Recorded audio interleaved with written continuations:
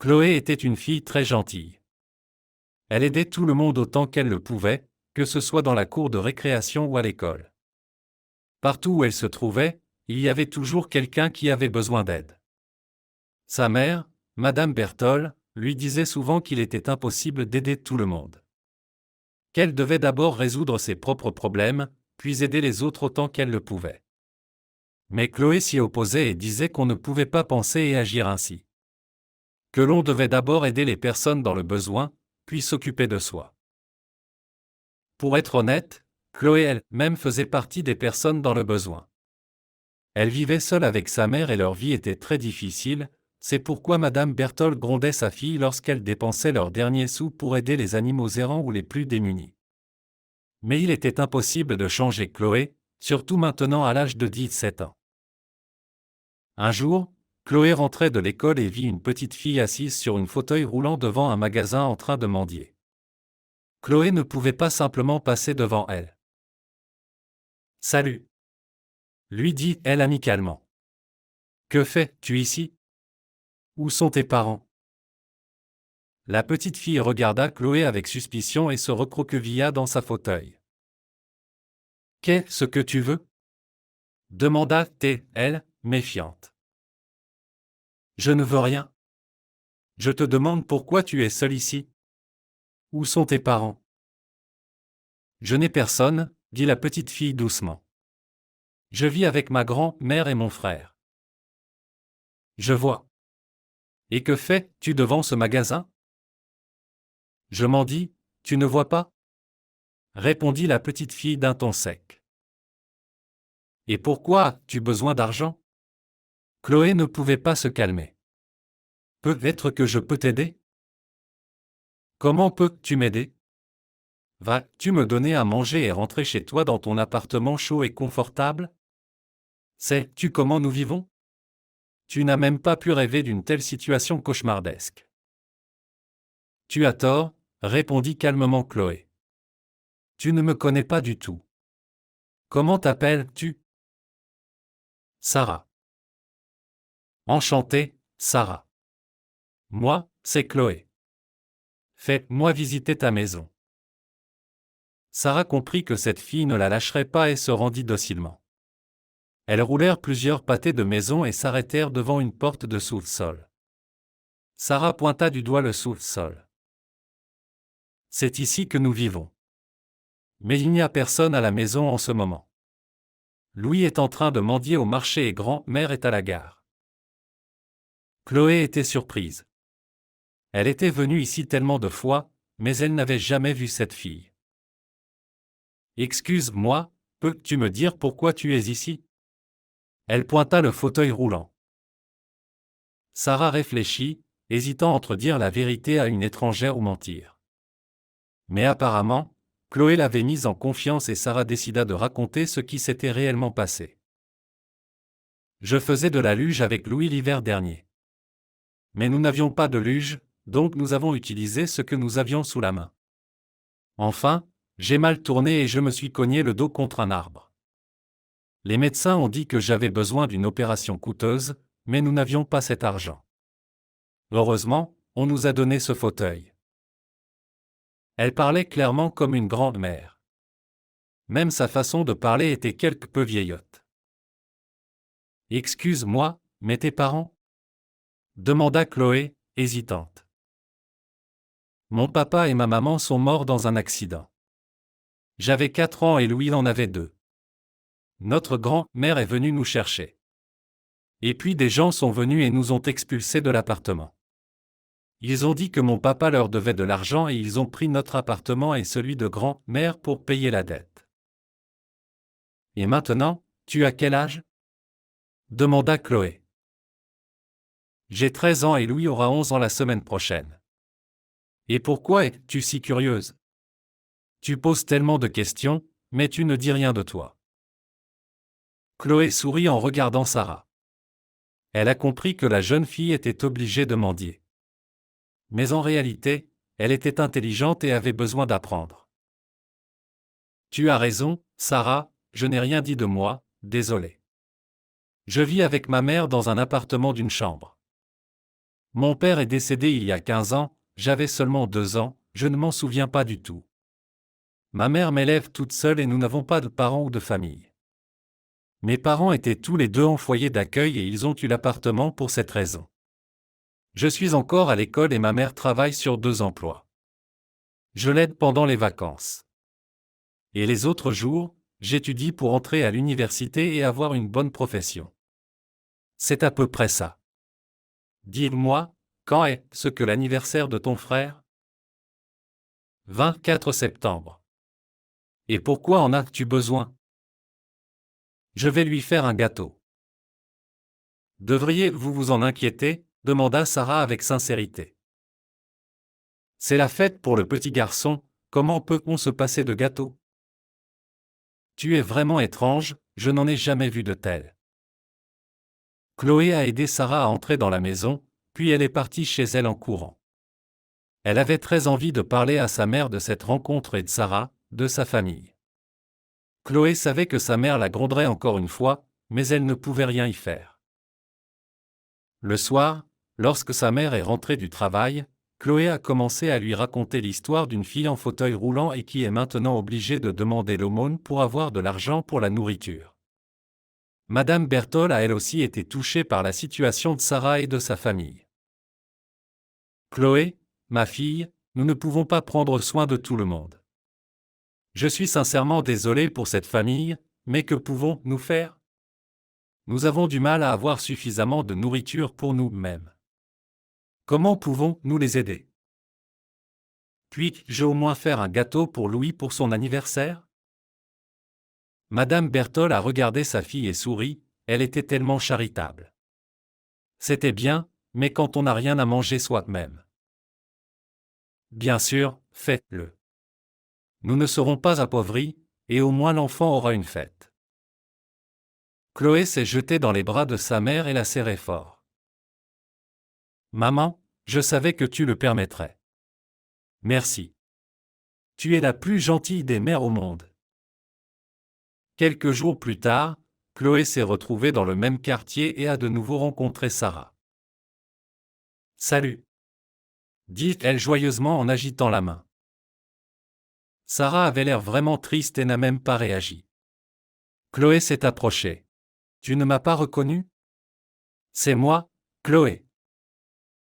Salut. Bien sûr que je t'ai reconnu. Mais ma grand-mère m'a interdit de parler avec toi. Elle a dit que vous pouviez me faire du mal. Tu ne ferais pas ça, n'est-ce pas? Bien sûr que non. Quoi? Dis à ta grand-mère que je ne vais pas abandonner les miens. Sarah a soupiré de soulagement. Chloé l'a raccompagnée chez elle et est partie chez elle. La semaine prochaine, comme promis, Chloé a fait un gâteau pour Louis et l'a apporté à son adresse. Quand elle est arrivée à la porte du sous-sol, elle a remarqué qu'elle n'était pas fermée à clé. Chloé a timidement frappé, mais personne n'a répondu. Elle a frappé à nouveau, mais personne n'a répondu. Alors, hésitante, Chloé a ouvert la porte et est entrée. Sarah était allongée sur le sol. Il semble qu'elle ait essayé de se lever de sa chaise roulante, mais elle est tombée. Sarah, ça va? A demandé Chloé en secouant Sarah par l'épaule. Oh, suis-je tombée? A demandé Sarah. On dirait que oui. Peux-tu me lever, s'il te plaît? Grand-mère et Louis doivent arriver maintenant et je n'ai encore rien préparé. Puis-je t'aider? Ce sera plus rapide. C'est alors que Sarah a vu le gâteau sur la table. Qu'il est beau, immense!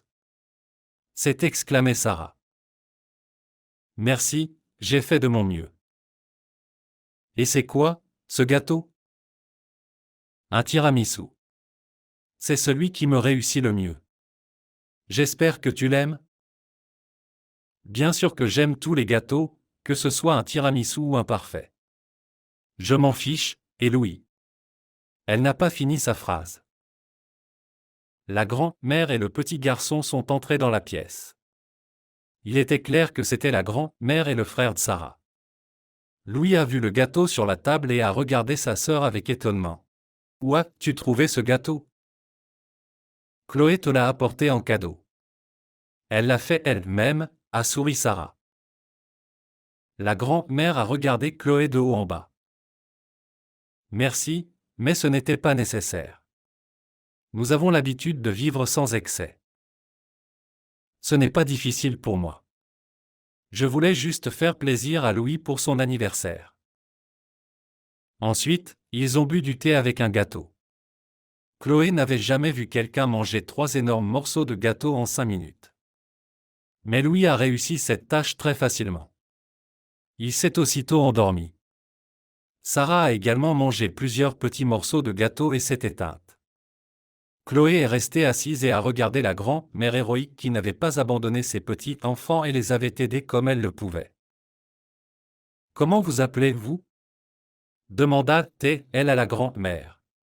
« Madame Gerville. »« Vous êtes une grande personne, Madame Gerville. »« Dites-moi, Sarah peut-elle vraiment marcher ?»« Elle le peut, et même courir, si seulement nous faisions l'opération. Mais nous n'avons pas cet argent. Le temps passe et plus il passe, plus l'opération devient difficile. Mais je n'ai vraiment nulle part où les trouver. Je donnerai tout ce que j'ai. » Elle a pleuré doucement mais très amèrement. Pauvre femme. Quelle horreur. C'est dommage, bien sûr. Mais peut-être qu'un miracle pourrait se produire? Peut-être qu'il y a un fond auquel vous pourriez vous adresser? J'ai essayé, mais on m'a regardé comme une clocharde. Bien que, en réalité, nous le soyons. Chloé est restée un peu plus longtemps, a dit au revoir et est lentement retournée chez elle. Elle a eu de la peine pour cette famille, mais elle ne pouvait rien faire pour les aider. Chloé marchait dans le parc et a soudain vu un sac sur un banc. Le sac était petit mais cher. De forme plus proche d'un sac diplomatique. Malgré sa pauvreté, Chloé était douée pour les choses et pouvait immédiatement juger si quelque chose valait la peine ou non. Chloé a regardé autour d'elle, personne. Elle a pris le sac, l'a tourné dans tous les sens. Il n'y avait aucune inscription ou étiquette dessus. Elle a écouté, il n'y avait aucun tic-tac. Et Chloé a décidé de l'ouvrir. Il y avait des papiers imprimés dans le sac. Il y avait beaucoup de papiers, certains étaient dans des dossiers, d'autres simplement dans un classeur transparent. Chloé a compris que quelqu'un l'avait laissé là par accident et cherchait sûrement sa perte. Elle a sorti les papiers et a commencé à chercher les coordonnées, et a trouvé une pile de cartes de visite dans la poche latérale interne. Après avoir lu le nom et le patronyme, elle a composé le numéro indiqué. On a répondu au premier coup de fil. « Je vous écoute », a dit une voix masculine sévère. « Bonjour », dit timidement Chloé, « avez-vous perdu votre sac ?»« Je l'ai perdu !» s'exclama l'homme joyeusement. « Et vous l'avez trouvé ?»« Oui, je l'ai trouvé dans le parc. »« Où puis-je vous l'apporter ?»« Mademoiselle, vous ne pouvez même pas imaginer ce que vous avez fait. Vous m'avez sauvé. Dites-moi, où êtes-vous ?» Chloé a rougi et timidement a donné l'adresse. « Je serai là dans 10 minutes. » Chloé s'est assise sur un banc. Quel drôle de monsieur, a-t-elle pensé. Elle n'a pas eu à attendre longtemps, littéralement 10 minutes. Une voiture étrangère chère est arrivée à l'entrée du parc, d'où est sorti un homme en costume. Chloé a immédiatement compris que c'était lui avec qui elle avait parlé au téléphone. Elle a donc pris son sac et s'est dirigée vers lui en toute confiance. « C'est moi qui vous ai appelé !» cria Chloé en agitant la main. L'homme a accéléré le pas vers Chloé. En s'approchant, il a souri et a dit « Vous êtes mon ange gardien. Vous ne pouvez pas imaginer ce qui se serait passé si j'avais vraiment perdu ces documents. » Chloé examinait attentivement son interlocuteur. « Impossible. C'est la personne la plus riche et la plus influente de notre ville. Et je parle avec lui si simplement. » Apparemment, l'homme a remarqué l'étonnement sur le visage de Chloé et a souri. « Vous m'avez reconnu, n'est-ce pas ?» Oui, répondit simplement Chloé. Je vais dire à ma mère, elle ne me croira pas. Et que fait votre mère? Chloé a hésité. Elle n'avait pas honte de sa mère, mais elle ne voulait pas dire qu'elle était femme de ménage. Ce n'est pas important. Prenez votre sac et ne perdez plus jamais rien. Et comment vous appelez-vous? Pourquoi avez-vous besoin de savoir cela? Eh bien, je dois savoir comment s'appelle mon sauveur. Chloé. Je m'appelle Chloé. Et où habitez-vous? Je peux vous emmener chez vous. Il commence à faire sombre. Chloé ne remarqua même pas que la nuit était tombée et acquiesça d'un signe de tête. Le propriétaire du sac l'invita dans sa voiture. En approchant de la maison, il demanda : « Comment puis-je vous remercier? Dites-moi votre souhait. Je promets qu'il sera exaucé. Les refus ne sont pas acceptés, je suis obligé de vous remercier. Donc ce sera plus facile si vous dites vous-même ce que vous voulez. » Les souhaits tournoyaient dans la tête de Chloé. Elle voulait d'abord demander un ordinateur, puis une machine à laver, un nouveau travail pour sa mère, un voyage à la mer. Puis tout à coup, elle eut une idée.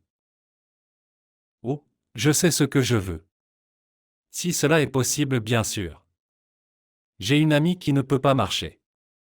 Elle a besoin d'une opération coûteuse. Ils vivent dans un sous-sol avec leur grand-mère et n'ont pas d'argent pour l'opération. Si possible, vous pouvez tout faire, peut-être pourriez-vous aider cette fille. Elle n'a que 13 ans et je la plains beaucoup. Chloé a dit tout cela d'une traite, et l'homme ne l'a pas quitté des yeux. Tu veux que j'aide cette fille? Oui, s'il vous plaît, si c'est possible. Il faut voir l'avis des médecins. On peut vraiment l'aider? Oui, vraiment. Sa grand-mère me l'a raconté. Tu me montreras où elle vit? Bien sûr, c'est proche d'ici. Mais ce qui m'a surpris, c'est autre chose. Tu aurais pu demander n'importe quoi pour toi, et tu as demandé pour une autre personne. Ton cœur, probablement, est à l'étroit dans ta poitrine. Il est énorme et très gentil. Je n'ai jamais rencontré de telle personne dans ma vie, bien que je vive depuis longtemps. Vous comprenez, elle a une histoire très triste. Et elle a raconté tout ce que Sarah et sa grand-mère lui avaient dit. J'ai ma propre maison, ma mère, nous sommes en bonne santé et pouvons marcher. Mais Sarah ne peut pas, aider, là, s'il vous plaît. Je vais essayer. Ils sont arrivés à la maison de Sarah, Chloé est sortie de la voiture et a couru dans le sous-sol. Elle a rapidement raconté l'histoire de Madame Gerville et a demandé à lui rendre les conclusions des médecins. La grand-mère a été surprise, mais a docilement remis tous les documents médicaux et Chloé les a remis à l'homme dans la voiture. Une semaine plus tard, Sarah est partie pour une opération. C'était un vrai miracle auquel personne ne pouvait croire. L'homme a tenu sa promesse et a aidé à résoudre la question de l'opération. Un mois s'est écoulé. Chloé rentrait de l'école quand elle a vu une voiture familière près de son immeuble. Elle a couru vers la voiture avec joie, mais l'homme à qui elle avait remis le sac n'était pas là. Le conducteur, en voyant la fille, a dit que le patron l'attendait et voulait parler avec elle. Chloé n'avait pas du tout peur, elle est calmement montée dans la voiture et le conducteur l'a emmenée dans une direction inconnue. Ils sont arrivés dans un quartier de maisons de campagne. Chloé regardait autour d'elle, essayant de comprendre où on l'avait amenée. La voiture s'est arrêtée près d'une maison de 2 étages. La maison était petite mais très belle et originale. Chloé est sortie de la voiture et est entrée dans la cour. L'homme familier venait à sa rencontre. « Bonjour. Que s'est-il passé ?» demanda Chloé. « Chloé, écoute-moi, s'il te plaît. Tu es une personne très gentille, très gentille. Et tu as beaucoup fait pour moi, beaucoup. Tu as sauvé une très, très grande somme d'argent pour moi, donc ce que j'ai fait en retour, c'est peu de choses. » Il a tendu à Chloé plusieurs paquets de clés. « C'est maintenant ta maison. À toi, à ta mère et Il a attendu quelques secondes et a ajouté. Je pense que Sarah avec son frère et sa grand-mère pourraient également s'y installer. Il y a 6 chambres dans la maison, il y aura suffisamment de place pour tout le monde. Chloé l'a regardé et a commencé à pleurer. Oh, ne pleure pas, s'il te plaît, je ne peux pas supporter les larmes des femmes. Mais ce n'est pas tout. L'année prochaine, tu termineras l'école, puis tu iras étudier dans une université. Et quand tu l'auras terminé, tu prendras la tête de ma fondation. D'accord? Vous demandez encore? Bien sûr, d'accord. Vous êtes un vrai magicien. Je pensais que cela n'arrivait que dans les contes de fées. Oh, dans la vie, c'est encore plus intéressant que dans les contes de fées. Alors, c'est un accord? D'accord. A joyeusement dit Chloé et ils se sont serrés la main.